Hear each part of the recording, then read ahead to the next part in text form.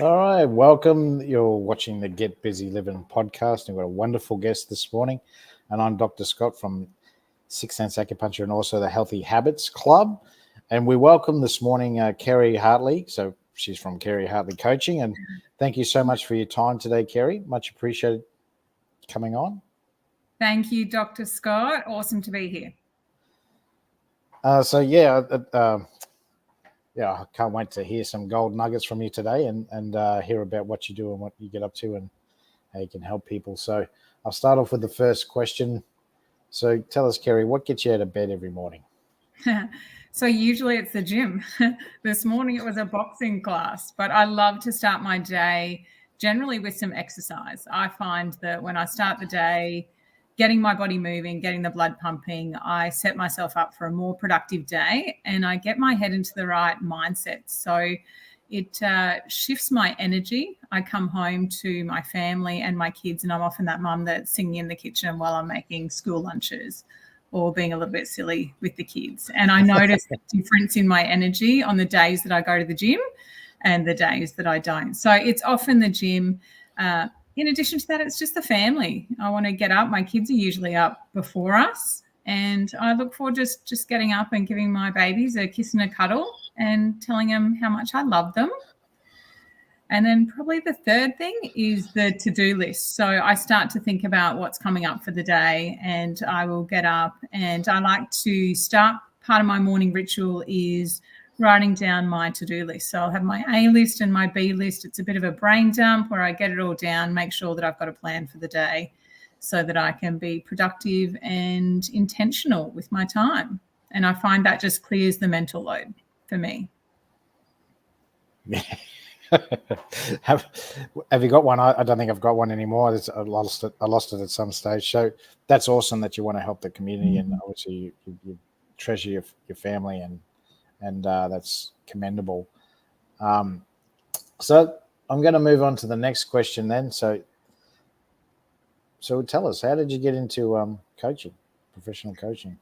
Yeah, so professional coaching has always been in my blood. So from a very early age, back in my days at Macca's, serving on the front counter, I already found myself in the coaching role, if you like. So then I had 20 years in the corporate finance world where I was a branch manager by 22. And what I loved about my leadership roles in the bank was really the coaching and staff development, which led me into spending 10 years coaching executive leaders, branch managers and leaders throughout different areas of the corporate world, which I enjoyed. And then for me, I took a bit of a career change. So having kids changed everything for me. As I'm sure any mums listening can resonate with, we go from having successful careers, and there's a lot of working mums and dads out there. And the identity of the mum often shifts when we have kids. And for majority of us, we take on that primary caregiver role, which I took as an absolute gift to spend that time with my children, and priorities changed. So for me, it was really moving out of that full-time corporate role, and I found a role that I could work part-time from home that was just fit for purpose to shift focus to raising my children at the time, knowing that those were the most important years of helping guide who my children were going to become. And I didn't want to blink and miss it. I didn't want to be the first to get up and leave in the morning and the last to get home and bring work home with me, bring that mental load. So for me, that was a big shift.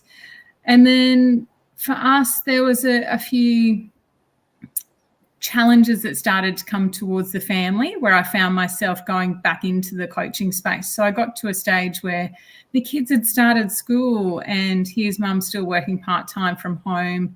And I probably lacked some of that need for significance or contribution or growth. And I thought, what's next for me? What am I doing? And so I dived back into personal development. We had some challenges with extended family, which put a lot of pressure on my family, my marriage, how I was showing up as a mum. And so that's where I turned to personal development and started just really geeking out on it again. Like I love that stuff. And yeah, it just floats my boat. And then I found the International Coaching School and decided in my 40s that I would become a full-time student and actually get some certifications in life coaching, which today I'm certified as a professional coach and also a clinical hypnotherapist, and get to support other mums like me just get a little bit more direction or clarity or balance in their life. But I just found, for me, coaching was a coming home. I just found my people again. And I'm sure you can resonate when you just find those people that get you and you're all, just drinking the same Kool-Aid. That was probably I found my people in the coaching space. They lifted me up. They brought out the best in me. It just lit me up again and gave me something to get excited about. So that's what coaching gave me. And honestly, when I started as a student, I couldn't envision this being a business. That wasn't on the radar at the time. It was something I was doing for myself.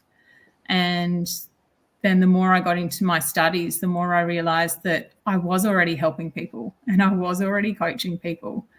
I was mentoring a lot of people, and off the back of that, they invited me to join the International Coaching Institute faculty. So now I'm part of the leadership team that gets to help guide the direction, and I get to learn from some phenomenal leaders that are actually out there inspiring change in the world. And I'm just so grateful for where I am right now.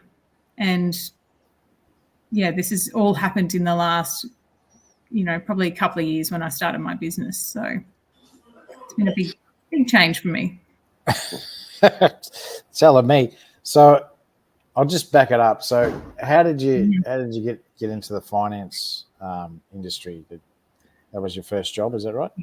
Yeah. So I was a manager at Macca's by 17, and getting into finance was really by accident. So I ended up, back in the day, the Commonwealth Bank were doing what they called the aptitude test, where they just invite people along to apply for a position and check if you can dot your I's, cross your T's. Can you, what's your attention to detail like? How do you think? And it was actually my brother that was going along for the aptitude test, and they loved McDonald's staff at the time. So they said, is there anyone else from McDonald's that would be interested in coming along? And so I just showed up, did the aptitude test. A couple of weeks later, had an interview and had handed in my resignation. And for me, it was, at 17, I was responsible for the store. I was responsible for staff. At times I was cleaning a shake and sundae machine at midnight after the store had closed with little toothbrushes. And I was going to what at the time I thought was a 9-to-5 stamp, see you later job, which kind of turned out to be a little bit different. But it was moving into the real professional world where I actually even started on adult wage. And I was like, wow, compared to McDonald's, it was a bit of a step up, and at the time a step down in responsibility. Oh, what do you mean by that? Well, I went from being the manager of the store at McDonald's at 17 into the Commonwealth Bank, where I was at the time, they were called tellers. So I was, doing deposits front and desk clients. Yeah. So it was like entry level. So I'd gone from the management back to entry level in a new organisation, although it wasn't my nature to hang out there for too long. So by the time I was 22, I had climbed the ranks and taken over my first branch, which was the Commonwealth Bank at Mitchelton in Brisbane. Wow. Yeah. There you go. At 21. Well done. 22. So 22, I was one of 22. So 5 years. It took you 5 years. That's pretty quick. Yeah. So how did that go? One of the youngest managers that brought its interesting challenges, or I was going to say staff. Yeah, especially people that are double your age, they'd be like, "What the hell?" Most of the staff were really receptive and good with me. I think I was the fun branch manager, so at the time I was I really enjoyed my role. I was all about getting my team on board, having that great culture, making work fun, somewhere that we wanted to be. I had done the role of everybody that I was managing. I knew how to pull people together. So the staff were great. Yep.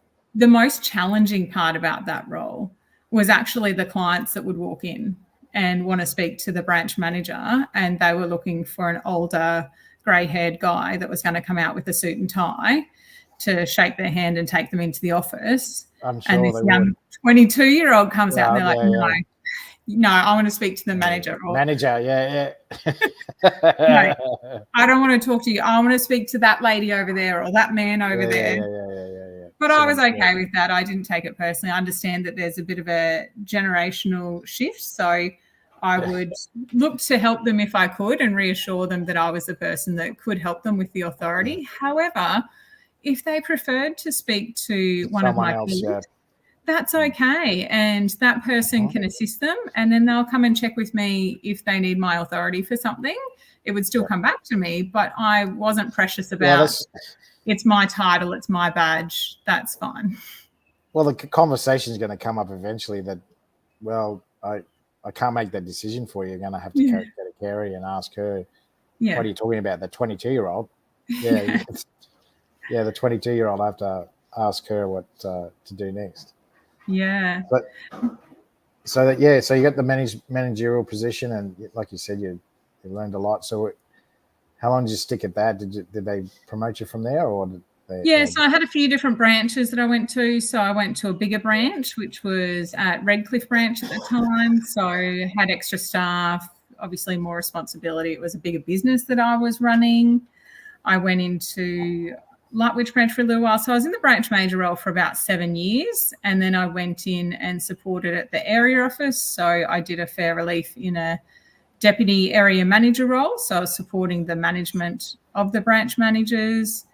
And I was also at that time studying. So I loved financial planning. I just loved the big picture of how you can understand where your clients are at, look at different strategies to help them, and then provide recommendations that could change their life financially. And so I had done my diploma in financial planning and was lined up for a position that I was planning to start in.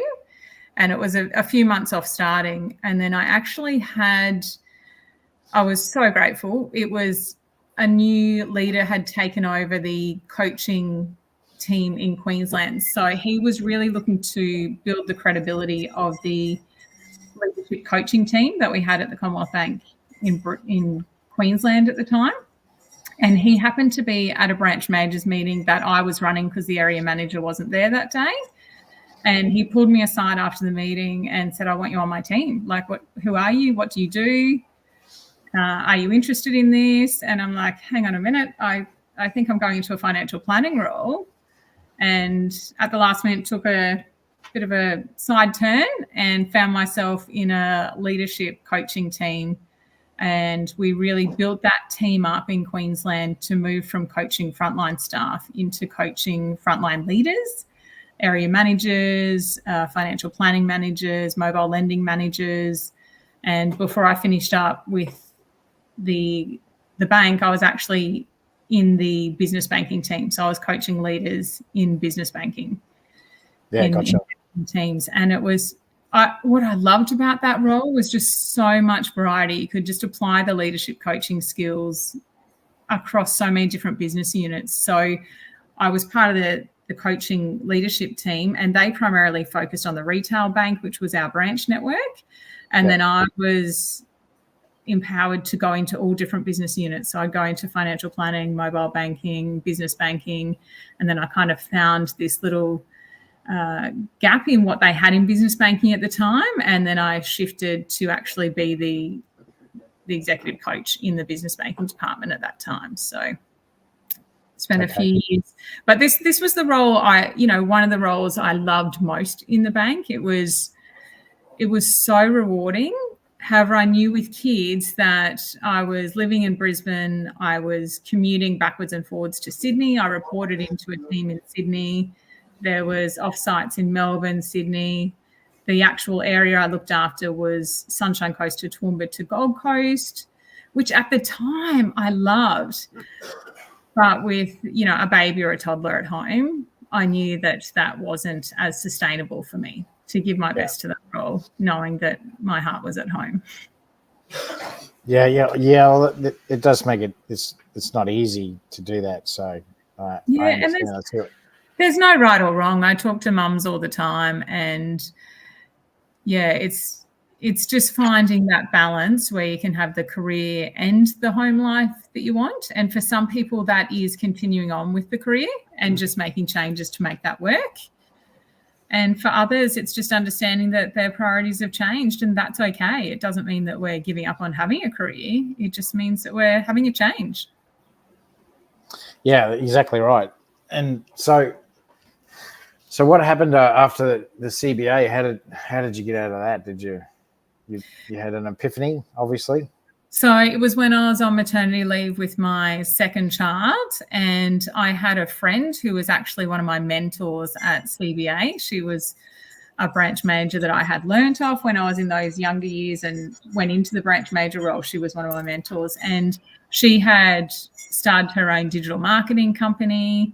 We're still good friends today, and she had been talking to me for years about joining her business and coming to work for her. And she goes, I know you don't know anything about digital marketing. That's okay. I can teach you that, but you've got the right attitude. Like, that's what I want. Yeah. And so she knew that my skills were transferable. And so I thought about it. It was a tough role to give up because I really did love that role. However, I realized that this was now an opportunity to find that balance that I was looking for, to be able to have the flexibility to work from home, to be able to, drop the kids off at daycare and, still be there, to take care of them when I need to. Also, you're expanding your knowledge as well. Absolutely. I went into that role knowing nothing about digital marketing and probably being a bit of a tech phobe. Like, it's not, technology is probably not my best friend. Yeah. But to go into a role where I can actually develop those skills, I thought, this is amazing for me. It's something that I can add to my resume or my skill set that I don't have. It's a gap for me. So if someone's willing to invest in me and train me in these areas, absolutely, it's only going to help me at the end of the day. And I can bring all of that now to my current role. So I supported businesses for a long time get rankings in Google and update websites and, manage their online presence and their branding, their messaging, marketing. And now here I am running my own business and also taking over family businesses. So I think that everything that's happened for me has happened for a reason, and I'm exactly where I'm meant to be. And all of this comes together for me at the moment to help me with where I'm at. Yeah, yes, it's a stepping stone as such for you. Yeah. So tell us about that. So tell us about how the journey that you had with the online marketing and presence. So basically, that's what you're saying. Yeah, that's what you learn about. Yeah, so you have to learn about Google Analytics and the likes, I suspect. Yeah, look, Google Analytics was never my favourite thing to learn about, I must admit, particularly when I got back to Google Analytics 4. I think that was nearly the end of me. However, I primarily managed our clients that were local businesses similar to ourselves that are looking to pick up local clients in their area and expand their presence within their regions. So my primary focus was working with clients who were all over Australia and building out their Google business profiles to really communicate what that business does, what's unique about them, why you should deal with them, and make sure that we were ticking all the boxes of what Google algorithms are looking for, that we've got the social engagement, and that those profiles were being found by their ideal clients. Not just being found, not just getting keywords ranking for the sake of keywords ranking, but getting the right keywords ranking so that they were getting quality leads through. And for so many business owners, they're great at what they do.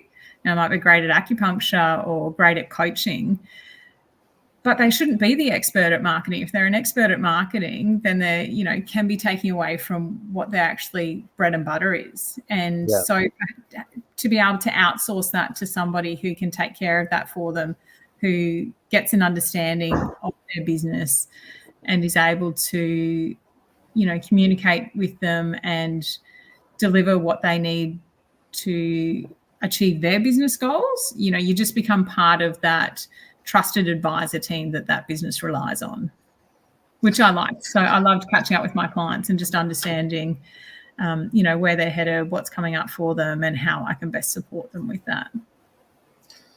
And also to get the message out as well to the public. Yeah, you can't sell a secret, right? Yeah, that's right. That's right. You can be the best at what you do, but if no one knows who you are or how to find you, correct, you're in trouble. Yeah, exactly right. Mm. Okay. And what happened to that position? Did you have another opportunity that came along, or? I found myself with my study and working part-time, running my own business, and there was also a lot of things happening with family businesses. I'd become the carer for extended family. So there was a few balls that I was juggling, and I recognized that something had to change. And for me, I think for a little while that role was my security blanket that I hung on to, that I knew, there was a little bit of a paycheck coming in. I was comfortable with that. I knew what I was doing. I gave up that position. I spoke to my manager last year and said, look, I don't see myself here in a couple of years' time. Like, I'm looking for what's next for me. And then earlier this year, February this year, I finished up. I started to transition out of that role and finished in February to go full-time into my coaching business. And it wasn't until I did that I really opened up the doors to the numerous possibilities that I now have in front of me. And it was really letting go of something to create space for something new. Yeah, gotcha. And what were you studying at the time as well? So this was studying the professional life coaching, which I continue to, develop and study courses. There's webinars, online study.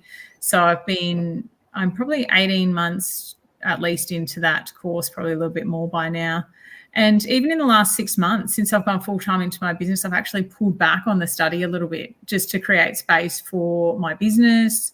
And I've also been managing some family businesses and taking on some new roles and responsibilities, which I'm enjoying in that space as well.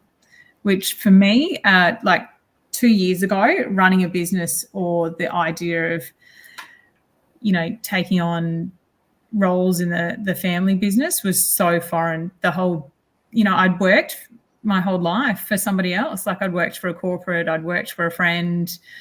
I hadn't, for me, it was a big mindset shift of going from being an employee to being an employer or being self-employed. Mm.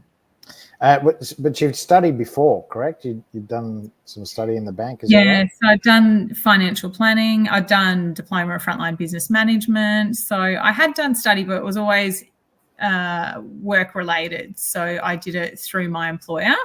This was me taking on extra study hours, which was on top of work. Yeah. Sucker for punishment. Yeah, and sounds for me. I know how it feels. You got to try and pay the mortgage. You got to try and work as well, and you got to try and study at the same time. I get it. I did it for years, and it's very stressful. I came very close for a couple of times. I deferred twice, and the second time was really tough to come back. But yeah, I get what you're saying. It's not easy. You got to juggle everything, and you had kids as well. It probably didn't help either. No, and it was the thing for me was I would jump into the study and the webinars, and some of them were at nighttime, but I was loving it. Like, I was actually really loving the energy. I was loving the content, the conversations. Like, it was filling my cup. Like, this was what I needed to top me up to helped me feel replenished. It wasn't a chore to study. I actually enjoyed the study. It was then going, okay, well, if I'm going to continue down this path, I need to be able to find that balance that works for me, where I'm not adding extra pressure, on the family dynamic, on my husband looking after the kids, or, mum can't talk because I'm jumping into a webinar. So it was then just tweaking it, because I probably went a little bit hard in the beginning, and then recognizing that it's okay to put that ball down for a little while and pick up another ball. It's not going to break. It's just now being intentional as to which balls I'm picking up and which balls I'm putting down, and choosing to do that and being okay with that. All right, then. And so you slowly went across to your new business. So tell us about that. So tell us about the professional coaching. Because it's international, so it's through the International Coaching Institute. So I actually am part of the faculty. I do mentoring of different students around the world through the coaching school. And my clients are primarily Australian-based, so definitely not close by. I've got clients at the moment in Victoria, some in Brisbane, but they can be anywhere. South Australia. So I run a 8-week coaching program for mums called Replenish, which is really just about helping mums that are looking for, they know there's something else for them. They could be exhausted, overwhelmed. For me, life was about everyone else and not about me for a long time. And that got to the point where something had to shift. So I actually co-facilitate this 8-week program with another coach. And it's really just a bit of a reset for mums, just to stock take on where they're at, help them gain some clarity and purpose in their life, and look at making simple changes to, regain that focus and balance that they're looking for, to learn how to fill their own cup so that they can serve people from a place of abundance, where you're actually serving people from the overflow. You're not getting home at the end of the day or picking your kids up and you've got an empty cup and then you need to start giving to everyone else. That can be a really tough place to give from, and I've been there. So we work with mums on taking care of themselves first so that they can show up from a better place to take care of others in their life. And they can give the best of themselves to whatever they do. And sometimes that's really about slowing down and being okay with saying no. There's lots of different things that we can do. We just run on autopilot. And I know that was me for so long. It was just go, go, go, go, go. And it's not until you stop and actually say, well, do I need to do this? Is it really that important? Yes.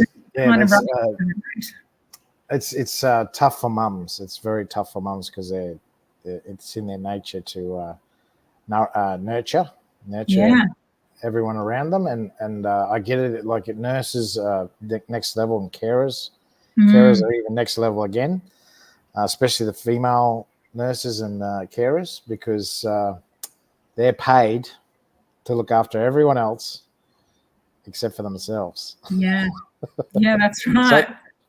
So it's really hard for them to understand that they need to look after themselves first. Because I mean, what you say, if you're bedridden, you can't do anything for anyone, and they have to look after you. Yeah. And I know so many women who have been there, and I was close to there myself. Like, I was the person that had everything together. Like, I could take care of everybody. I probably wore the superwoman hat with pride for a long time, like that I've got this, I can do it. And then I realized that I don't got this. Like, sometimes, like, we all have our breaking point. And I found that point where then I was snapping at people, and I was, instead of lifting other people up, like, I was bringing the negative energy as well. And it can just be really tough if you aren't resourced with the tools or the awareness that we can actually change that. And that's actually our responsibility. No one else is going to come and rescue us. The white unicorn's not flying in to save us. It's actually how we show up and what we can do that can shift our reality and our relationship with others. Oh, yeah, definitely, absolutely. I totally agree with you that I saw this a lot in a lot of women. They get stuck, and they it's like a spiral.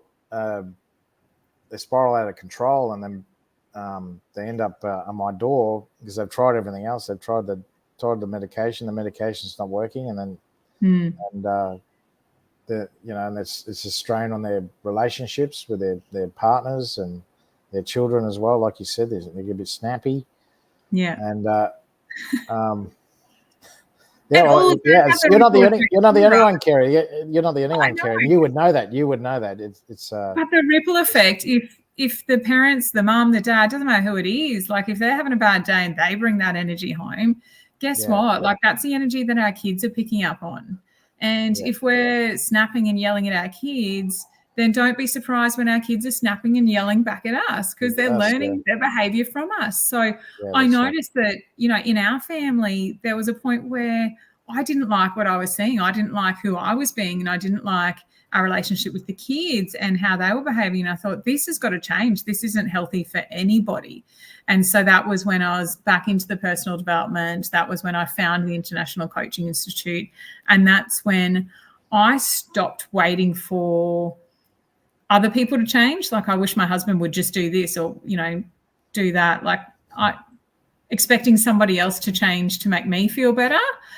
Yeah, it wasn't until I did the work on myself to recognize that I can actually shift how I'm showing up, and that will shift how other people are showing up for me.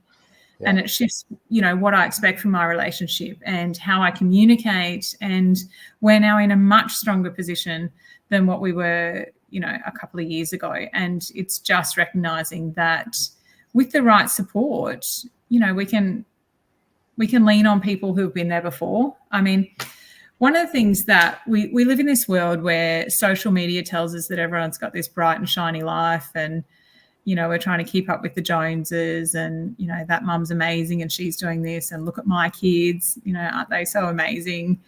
But the reality is everyone's got their stuff going on. Yep. Everyone's got stuff. Yep. We're just, and I'm not advocating for let's go fill Facebook with woe is me. I'm just saying find your people. It's all about perception.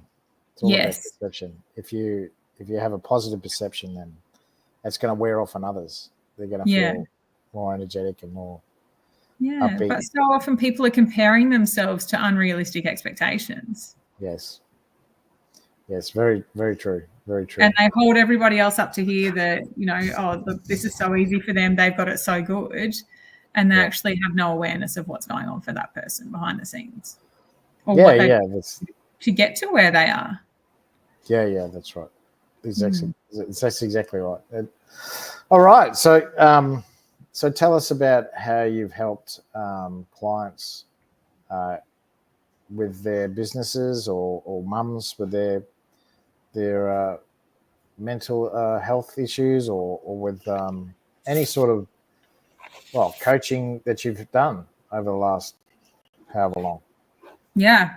Okay. Because I can go back to the bank too, because I'm sure you'd have stories from the bank as well where you've helped someone. Yeah, look, so many stories from the bank. What I loved about the bank was I became the person that the leaders could just talk to and be real with. Yeah. That I wasn't their direct line manager. I was there to support them. So sometimes they were talking about rolling out strategic projects and support with, sales initiatives or getting their team on board. And sometimes it was, vulnerable stuff that they could talk about that was happening at home that was impacting how they're showing up or how they were feeling. And being that, I felt very privileged and grateful to be that person that they felt safe having those conversations with to help them work through any challenges they might have in their life at that time so that they could show up as, an authentic leader that was leading from a congruent place that matched their values and that shows for a team. They know if you're saying the company line and passing things down that you don't believe in, and they know when you've got their back and when you're inspiring people to actually follow you rather than managing them to, spreadsheets and things. So I loved that I could work with leaders on helping them bring out the best in their team and seeing those results. We'd go in and do focuses for a couple of months where I'd just work with, say, 3 leaders that run a particular team, might be Brisbane CBD or Sunny Coast, and work on different sales initiatives, understanding capability gaps and go in and build those skills, close the gaps, and help build capability with their team so that then they could achieve the outcomes that they were looking to do. So rather than going in and just, managing goals and performance results, it was actually looking at gaps and closing the capability gaps so that we then had motivated staff that were ready to take action. And we built skills and developed people that were then more capable and willing to do their roles. So that was really the banking side of it. What I love about what I'm doing now is that I'm pretty much coaching myself. Like a lot of the women that are attracted to me or resonate with my story, I seem to be attracting women who are in those leadership roles, similar to what I have held in the past. So they have significant responsibilities, and from the outside might, look like they're doing an amazing job. Like these are incredibly capable women in their role. However, they're looking to access the next level, or they're looking at what's next for them. So they're just looking for someone to help guide them in tapping into how do they get to that next level, or how do they perhaps shift, like recognize that they can release some of the pressure or the expectations that they have on themselves and start to think about what changes they could gradually make in their life to achieve a different outcome rather than running on autopilot. So if I think back to one of my clients that recently did the 8-week Replenish program, for her, it was some of the, simple things that she could change in her life that have made a big difference. And she's spoken, I say simple things. They're really, some of them are quite significant. Like even putting in boundaries at work. She was the type of person that was such a reliable staff member that would just take on the extra responsibility. Someone else at work, was struggling and having time off, and they're like, can you just do this? Can you do that? And she would always just step in and do it. Your ideal staff member, but it was grinding her. It wasn't, she was exhausted and ready to burn out. So she had negotiated different working hours. We talked about how to have the conversation with her employer, what type of personality she's dealing with, as to how to best approach that conversation, how to put the boundaries in place with work. She's now in a position where she is starting to take action to start networking and build her own business where she is going to go out on her own. And It was really just building her confidence from it. What do you want? What could this look like? And starting to expand her awareness to the possibilities that are available to her, and then build her confidence to understand that she can actually have that. She can create that. It's just starting to see what that might look like and starting to take action towards that. So she is well on her way and in a completely different space to when we started working together, that it's just so rewarding and so beautiful to see the impact that that's had for her personally, but then also for her husband and for her children, because it's, it affects everybody. Mm-hmm. When mum's in a good place, everyone tends to be in a good place. Happy wife. That's right. Happy wife, happy life. And yeah, very much so. The same for kids. So there were times where, she started to get back into exercising and, getting those good endorphins going and doing something for herself, like have that little bit of mummy time out that you plan into your week, and then coming home. And I remember one night she said, look, the kids were tired after being at the gym. And so she said, well, instead of having a shower tonight, like we're just jumping in the pool, and just did something completely left field with the kids, and they had a swim and got changed in their jammies and went to bed. You know what? Like sometimes that's okay. Like it doesn't have to be, the same old routine. Rigid, because that's how we've always done it. And it was, starting to plan meals a little bit differently, or her husband works away quite a bit. So knowing that it's okay to just have tuck shop a couple of days that week instead of doing lunch boxes every day, just simply ordering tuck shop for 2 days a week really just lifted the load that was on her. And takes the time away. Just simple things, but she was able to implement those, and it was big changes for her. It's like all those little things add up. I get it. All right, so have you got any other testimonials that you've got? Look, for some people, I love doing what really lights me up is when coaching sessions, I don't know where they're going to go. When I start a coaching session, I'll be exploring with the client where their thinking's at, where their mindset's at, what, perhaps beliefs they've created, or where different thoughts come from. And quite often we'll go back and unpack, and I'll explore with them. And this is where the hypnotherapy training really comes in to help, is really getting past that conscious mind. So people like to try and think their way out of things. And once we actually get them to slow down and allow their subconscious mind to just take over, it can find all the answers. They have all the answers within them.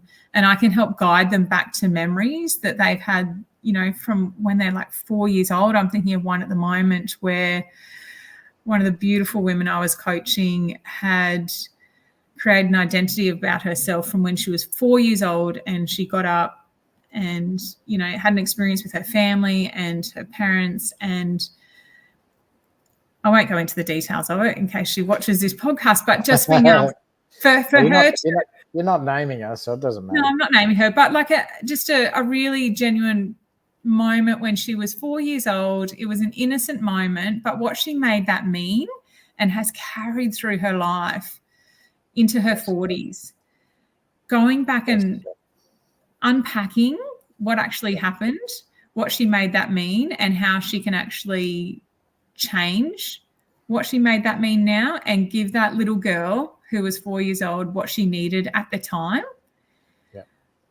It's just wow. Like, clients just have some of the most amazing breakthroughs when we can just get past, those soldiers, our cognitive mind, that wants to think through everything, and just allow it to flow.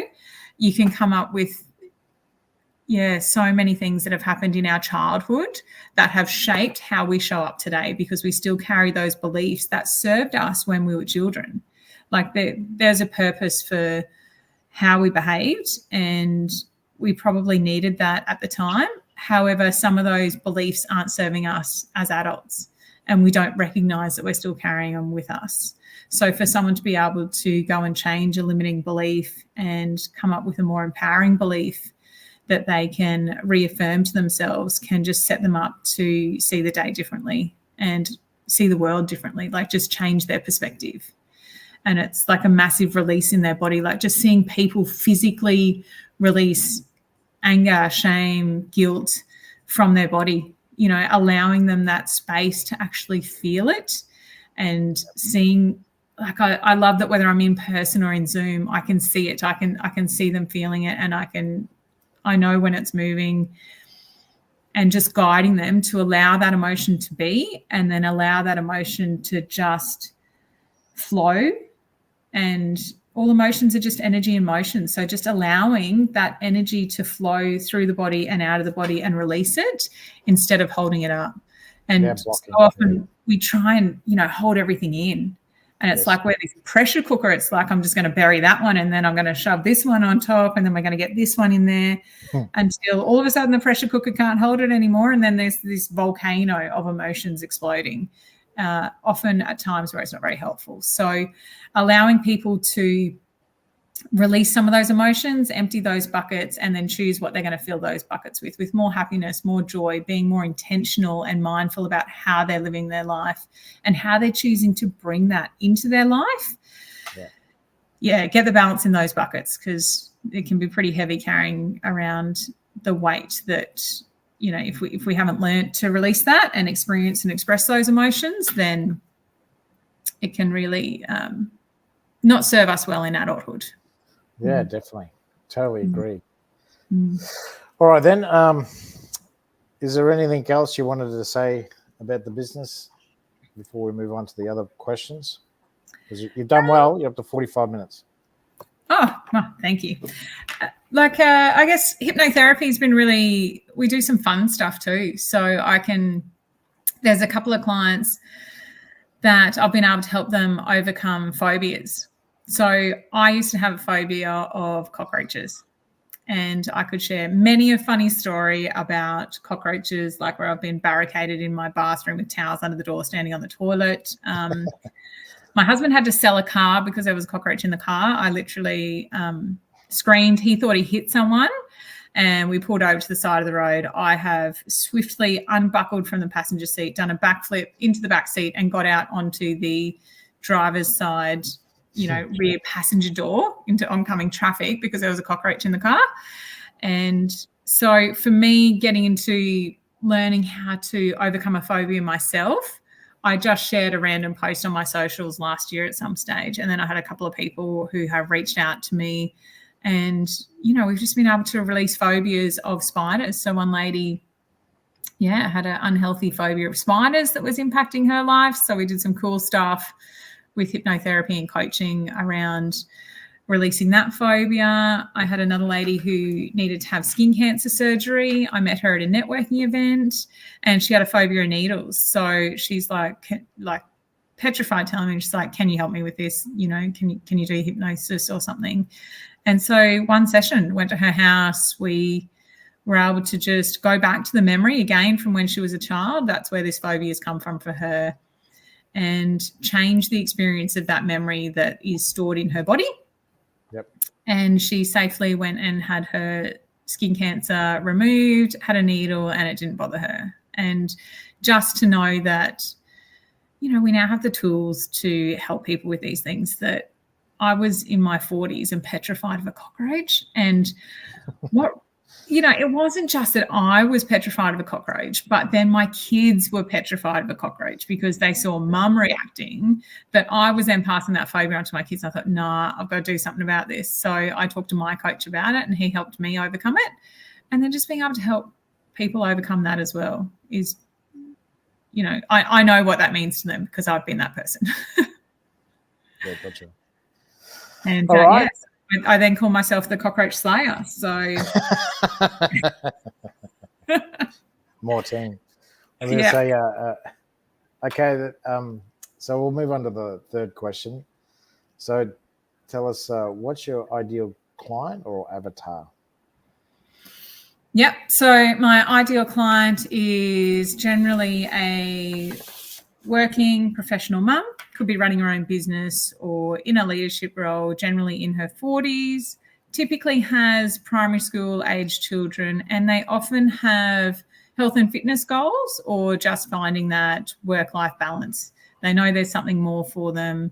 They might be a little bit, experiencing Groundhog Day or overwhelm, want better relationships with their husband, their kids, their employer.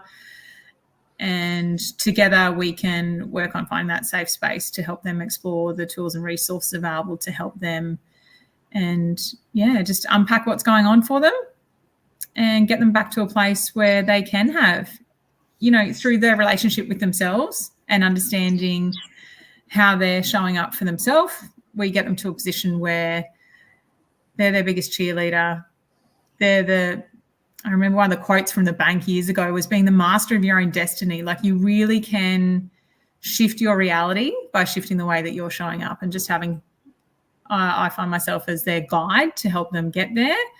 And that's probably the main women that I'm working with at the moment. In saying that, I've coached people of all ages, and I mentor students of all ages as well. But that's typically who I find is attracted to me at the moment, that I'm doing most of my coaching with. Very cool, very cool. So tell us I'll go to the last question, and then so tell us, Kerry, what information or ideas do you have around creating lifelong longevity? Lifelong longevity. So for me, it's probably more about just living life rather than living for a long time. So if I'm going to live for a long time, I want to make sure I'm enjoying life. I don't want to just be getting through the day, waiting for next week or waiting for the next holiday. I actually want to make the most of today. I want to be grateful for what I've got today. And one of the biggest things that I work with my clients on, and have had to learn this lesson myself, is slowing down.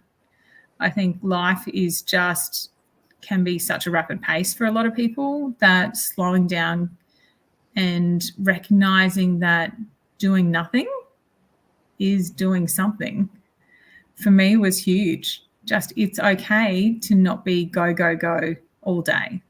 So yes, I can be go, go, go, and I operate well in that space, but it's not sustainable long term. So I would definitely say just slowing down and really living with presence and gratitude. So being present to the moment, being present to, reading your kid a story at nighttime and just being able to enjoy the opportunity to connect with your child and read a story. Not thinking about, doing the dishes or, what you need to do after that. Just enjoy the moment and be grateful for the little things that we have in life. I know that you're also an advocate for 10,000 steps a day, which I'm huge on 10,000 steps a day. So I wear my, Fitbit every day. Every night, if I'm working, I don't tend to get as many steps up if I haven't been to the gym or been for a walk. But every night, like this, will be going off at some stage in the afternoon to say I've hit my 10,000. Gets my little celebration. All the colours come up. It vibrates. But I love just keeping the body active and being mindful of what you're eating. I'm all for cheat days. I'm all for enjoying life. But for me, it's about finding that balance that I can enjoy life, but then I'm eating foods that I know nurture my body for the majority of the time. So I'm getting it right, 80-20 if you like. 80-20, yeah. All right. Thank you very much, Kerry. Much appreciated for your time. And we got some gold nuggets today. And so if you can put your details on my platforms, I will get my VA to give you the links to the platforms. And so if people want to speak to you, ask you more questions about your business and how you help them with their motivation and also with their businesses and also in their daily lives. Yeah, beautiful. So if you can give them those details, that'd be appreciated so they can contact you. And thank you so much again, Kerry, for your time today. And yeah, thanks again for the gold nuggets. Thank you, Dr. Scott. Look forward to seeing you again soon. Okay, guys, you've been watching the Get Busy Livin podcast with Dr. Scott at the 6 Sense Acupuncture and the Healthy Habits Club. And it was wonderful to have Kerry Hartley today from Kerry Hartley Coaching. Appreciate it, guys, and you have a great day.